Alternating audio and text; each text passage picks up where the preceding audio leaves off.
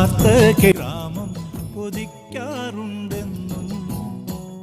ശ്രീനിവാസൻ എന്ന് പറയുന്ന മഹാന്റെ ഇവിടെ മഹാന്റെ മകനല്ലെങ്കിൽ ഞാൻ ഇന്നിവിടെ ഇരിക്കില്ല.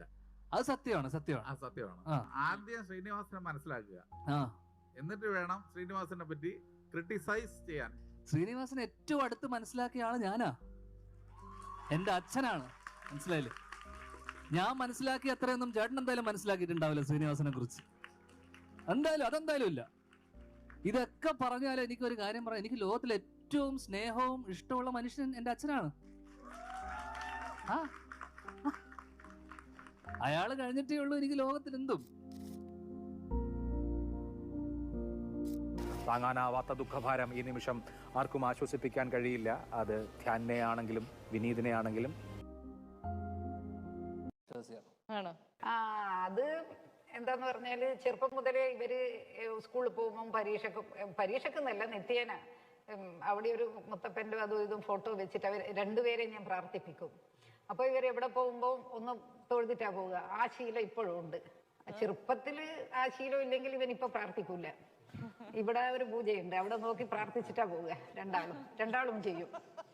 ചേട്ടനെ ആദ്യം തിരിഞ്ഞു പറഞ്ഞ് നോക്കിയിട്ട് പിന്നെ ഞാൻ പറഞ്ഞു, ചേട്ടാ നിങ്ങളൊന്നും പരിഹസിക്കല്ലേ, കുട്ടികളെ അവര് ചെയ്തോട്ടെ.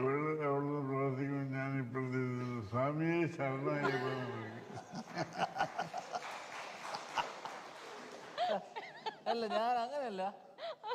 ഞാൻ അന്ധവിശ്വാസിയല്ല. ഞാൻ ഭയങ്കര വിശ്വാസിയാണ്.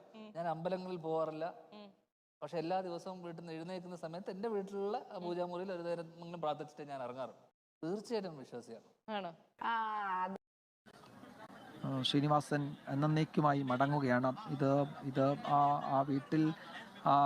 ആ വീട്ടിൽ ഏറെ ഇഴയടുപ്പമുണ്ടായിരുന്ന ആ ബന്ധത്തിൻ്റെ, കുടുംബാംഗങ്ങൾ തമ്മിലുള്ള അങ്ങേയറ്റം ഊഷ്മളമായ സ്നേഹത്തിൻ്റെ എത്രത്തോളം ഗാഢമായ ബന്ധമായിരുന്നു അവർ തമ്മിലുണ്ടായിരുന്നത് എന്നതാ നമ്മളെ നേരിട്ട് നമുക്ക് അനുഭവവേദ്യമാവുകയാണ്. ഈ വീടിൻ്റെ ഉമ്മറത്തു നിന്നുള്ള ഈ ദൃശ്യങ്ങൾ, കരച്ചിൽ അടക്കാൻ കഴിയാതെ സകല നിയന്ത്രണവും നഷ്ടപ്പെട്ട് കരയുന്ന ഭാര്യയും മക്കളെയുമാണ് നമ്മൾ ഇവിടെ കാണുന്നത്, ഈ വീട്ടിൽ കാണുന്നത്. അദ്ദേഹത്തിൻ്റെ മുഖത്തേക്ക് ഇനി ആ ചെമ്പട്ടും മഞ്ഞച്ചേലയും ഒക്കെ മൂടേണ്ട സമയമായിരിക്കുന്നു. അതിന് മുമ്പ്